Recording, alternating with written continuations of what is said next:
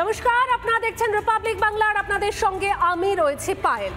হিন্দুরা এক কাট্টা হলে বড় মুশকিল, বেহাত হয়ে যেতে পারে ক্ষমতা, আর এটা বেশ ভালোই বুঝেছেন মমতা। সে কারণেই হিন্দুদের মন জয় করতে কোনো কসুরে বাদ রাখছে না মমতা। তৃণমূল গড়া হয়েছে হিন্দু মন্দির দীঘাতে, কিন্তু তাতে কি হিন্দু ঐক্যে যে বিজেপির ফল্গু বইছে তা ক্রমশ স্পষ্ট।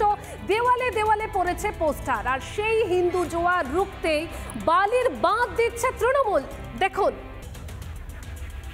গতকালই চুঁচুড়া বিভিন্ন জায়গাতে দেখা গেছে বিজেপির পক্ষ থেকে ব্যানার, সেই ব্যানারে লেখা ছিল হিন্দু হিন্দু ভাই ভাই 2026-এ বিজেপিকেই চায়।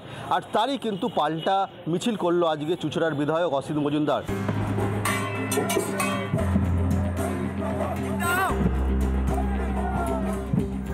হিন্দু হিন্দু ভাই ভাই 26-এ বিজেপিকেই চায়, এই ডাক যখন বঙ্গ বিজেপি দিচ্ছে, যখন গেরুয়া ব্রিগেড সনাতনীদের এক হওয়ার ডাক দিচ্ছে, তখন নানান ধর্মের মানুষের নিয়ে পথে নামলেন চুঁচুড়া তৃণমূল বিধায়ক অসিত মজুমদার।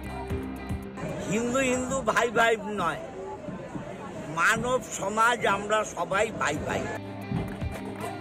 দুর্নীতি থেকে তৃণমূলের তোষণের রাজনীতি আজ যখন সবটা ফাঁস হয়ে গেছে আম জনতার কাছে, তখন সর্বধর্মের রাজনীতির কথা মনে পড়েছে শাসকের। মমতা ব্যানার্জি বাংলাকে সুরক্ষিত রেখেছে সর্বধর্ম সমন্বয়ের মাধ্যমে। সেই সর্বধর্ম সমন্বয় যাতে বিঘ্নিত না হয়, তার জন্যে মানুষের আমরা আশীর্বাদ চাই। ভোট টানতে তৃণমূলের এই সর্বধর্ম সমন্বয়ের বার্তাকে কটাক্ষ করতে ছাড়েনি বিজেপি। যারা আজকে ধর্মনিরপেক্ষ বলে, তারা ধর্মের মুখোশ করে বলে, তারা এক একটা ধর্মকে তোয়াজ করে। এইভাবে ভুল বোঝানো হচ্ছে মানুষকে, মানুষের সাথে নাটক করা হচ্ছে। আর আজকে যারা এইসব নাটকগুলো করছে সেটা মানুষের কাছে ওপেন হয়ে গেছে। ভোটের সময় হিন্দুরা এক হলেই ভোকাট্টা হবে তৃণমূল, এই ভয়ে সিঁদুরে মেঘ দেখছেন তৃণমূলের নেতারা। 2026-এর নির্বাচন যত এগিয়ে আসবে ততই কিন্তু রাজনৈতিক তরজা আরও বাড়বে, এমনটাই মনে করা হচ্ছে। হুগলি থেকে সুজিত গৌড়, রিপাবলিক বাংলা। আর ইতিমধ্যেই অসিত মজুমদাররা কিন্তু মাঠে নেমে পড়েছে। বিজেপি বলছে যে হিন্দু ঐক্যেই ভয় পেয়ে তৃণমূলের এই ভোট রাজনীতির নতুন গেম। যদিও মমতা বন্দ্যোপাধ্যায়ের পাখির চোখ কিন্তু মুসলিম ভোটে। 9 বছর পর এবার ইফতারের পার্টিতে ফুরফুরে শরীফ যাচ্ছেন মমতা বন্দ্যোপাধ্যায়।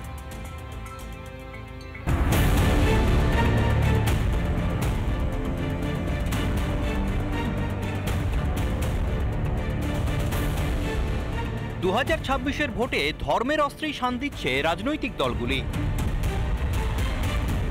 বিজেপির থেকে হিন্দু ভোট কাটতে হিন্দু মন জয়ে যেমন কোনো কুশুরি করছেন না মমতা, তেমনি মুসলিমদেরও হাতছাড়া করলে যে চলবে না। তারা যে দুধেল গাই। 1000 মুসলিম বুথে মিনিমাম ভোট দেবে 800 এবং ম্যাক্সিমাম 900।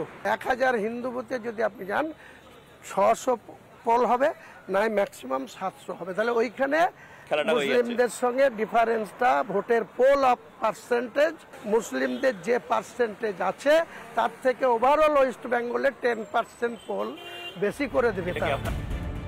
হিন্দু ঐক্যে কি ভয় পাচ্ছেন মমতা? তাই কি 9 বছর পর ফের ফুরফুরা শরীফের পথে? ভোট ব্যাংকে কনসলিডেট করতে, ভোট ব্যাংক উনি প্রত্যেকবার বিধানসভা ভোটের আগে যান। 16 সালেও গেছিলেন। 5 বছর ফুরফুরার কথা ভুলে গেছিলেন, মুসলিমদের কথা ভুলে গেছিলেন। এখন ভোট এসেছে, তাই ফুরফুরায় যেতে হবে। এখানে মুখ্যমন্ত্রী যার পিছনে উদ্দেশ্যটা খুব স্পষ্ট, মুসলমান ভোট ম্যানেজ করতে হবে। তোয়ার সেদিকে একসঙ্গে ওদেরই লোক ছিল, তোয়ার সেদিকে তৃণমূলের হয়ে প্রচার করেছিল। উনি একজন আপাদমস্তক রাজনীতির ব্যক্তি। সে যেখানে যাচ্ছেন, যেখানে উঠছেন, যেখানে বসবেন, সবটার মধ্যে রাজনীতি জড়িয়ে আছে। তিনি অঙ্ক নিশ্চিতভাবে কিছু হয়তো বুঝেছেন, সেই জন্য যাচ্ছে। ফুরফুরা শরীফে বৈঠক করবেন মমতা। মুখ্যমন্ত্রী ফুরফুরা শরীফে আসছেন, এটাকে কেন্দ্র করে আমার রাজ্যের কিছু মানুষের জন্য বুকটা ফেটে যাচ্ছে। সেখানে মুখ্যমন্ত্রী যাচ্ছে, মুসলিম ভোট নেওয়ার জন্য যাচ্ছে, সেখানে টুপি পরাবার জন্য যাচ্ছে, নানান রকমের কথাবার্তা বলছে। সব মিলিয়ে 26-এর ভোটের আগে ধর্মই রাজনীতি। রিপাবলিক বাংলা।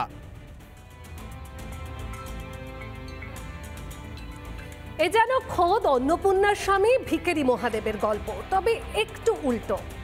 আবাস যোজনার সৌজন্যে বাংলায় হরেক রকমের ফন্দি ফিকিরের গল্প সামনে আসছে। এই যেমন পূর্ব মেদিনীপুরে স্বামী পেট্রোল পাম্পের মালিক, বুঝতে পারছেন তো, পেট্রোল পাম্পের মালিক মানে আর্থিক অবস্থা কেমন হতে পারে। তার স্ত্রী পাচ্ছেন আবাস যোজনায় বাড়ি, ভাবুন অবস্থাটা।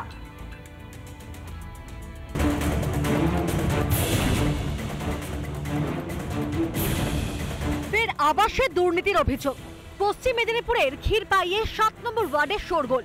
স্বামী বড় ব্যবসায়ী, কলকাতায় থাকেন, কিন্তু তারপরেও স্ত্রীর নামে এসেছে সরকারি আবাস যোজনার বাড়ি। বিরোধীদের অভিযোগ, পৌর প্রধানের ঘনিষ্ঠ হওয়ার কারণেই সরকারি আবাস যোজনার সুবিধা পেয়েছেন এই প্রাপক। ঘাটাল চন্দ্রকোনা রাজ্য সড়কের পাশেই রয়েছে একটি বড় পেট্রোল পাম্প, আর সেই পেট্রোল পাম্পের পাশেই এই আবাস যোজনার বাড়ি ঘিরে বিতর্ক। এই আবাস প্রাপকের নাম জ্যোৎস্না পান, তিনি এই পাম্প মালিক প্রভাত পানের স্ত্রী। যেটা স্ত্রীর নামে, সেটা স্ত্রীর নামে ছোট একটু জায়গা আমি তাকে ডোনেট করি, মানে গিফট ডিড করি। সেই জায়গাতে আমার যেহেতু বাড়ি, মাটির বাড়ি ছিল, বর্তমানে তাও নেই, আমি বোনের বাড়িতে থাকি, সেহেতু আমার স্ত্রী এখানে একটা আবাস যোজনার বাড়ি পেয়েছে। কি করে পাম্পের মালিকের স্ত্রী আবাস যোজনার ঘর পেয়েছেন? উত্তর মজুদ পাম্প মালিকের কাছে। চেয়ারম্যানের ঘনিষ্ঠ তো এটা সবাই জানে, কিন্তু চেয়ারম্যান আমার একদম কি আর বলবো, খুবই ঘনিষ্ঠ, আমার ব্লাড রিলেশন। চেয়ারম্যান কোনোদিনও আমাকে ঘর দেয়নি, দিয়েছে কাউন্সিলররা, অনেক তেল মেরে খসামত করে পেয়েছি। বিজেপির অভিযোগ গরিব নয়, শাসক ঘনিষ্ঠ হলেই মিলছে সরকারি প্রকল্পের সুবিধা। গরিব মানুষেরই 1100টি বাড়ি বাদ গেছে, গরিব মানুষ পাচ্ছে না, ধনী ব্যক্তিরা পাচ্ছে, চেয়ারম্যান কিংবা কাউন্সিলরের আত্মীয়রাই বেশি পাচ্ছে। এগুলো কি পয়সার লেনদেন? হ্যাঁ, পয়সা তো অবশ্যই লেনদেন আছে। বরাবরের মতোই পিঠ বাঁচাতে খোঁজ নিয়ে দেখার সাফাই শাসকের। মা বা স্ত্রী আপনি যেভাবে বলেছেন সেটা আমরা দেখব খোঁজ খবর নিয়ে, যে সব প্রকৃত বাড়িতে। কিন্তু আমরা যেটা জানতাম পুরনো বাড়ি ওর আছে, বাড়িটি ভগ্নদশা, সেইভাবেই ওকে দেওয়া হয়েছে।